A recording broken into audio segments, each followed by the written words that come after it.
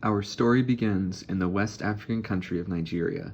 In September of 2017, the rainy season was at its peak, and weeks of heavy rainfall bombarded Nigeria's drainage systems with seemingly no end.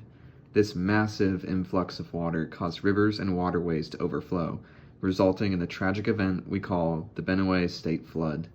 The Niger and Benue rivers experienced the worst of the overflow, resulting in dam releases which caused rapid flash floods. The soils of the area could only absorb so much water, amplifying the impacts of the flood as water built up over the land in lower elevation areas. The flooding resulted in devastating impacts within the surrounding areas. In Nigeria alone, it was reported that 16 states out of 36 were impacted by some degree.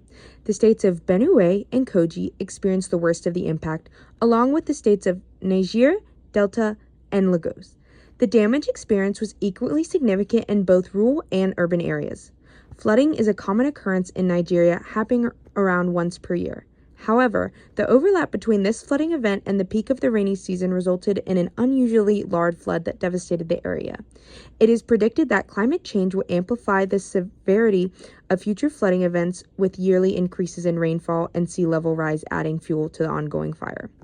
Dam management, deforestation, and sand mining are just a few of the anthropogenic factors that impact the severity of Nigeria's flooding events.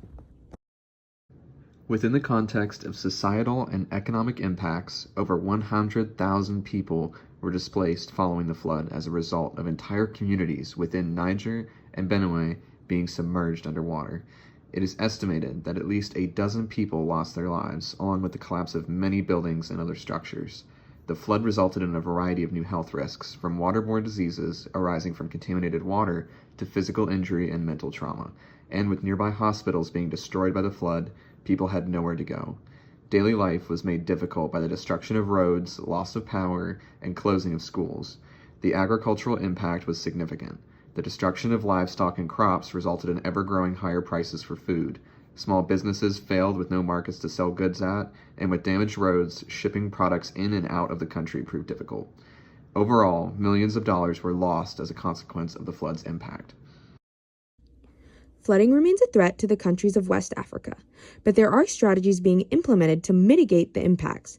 The implementation of flood control infrastructure has proven effective.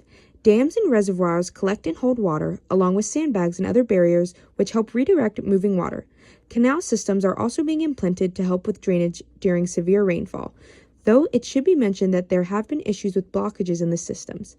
Higher elevated structures and cooperative savings are another example, keeping structures above flooding level as well as stockpiling money for when emergencies occur. The most recent advancement, however, is the use of weather alerts and evacuation plans. While these systems are great, they are less effective when it comes to rural areas. Ongoing is the effort of implementing more rules and regulation when it comes to preventing future flooding events. Weak enforcement and lack of people have made this effort ever difficult.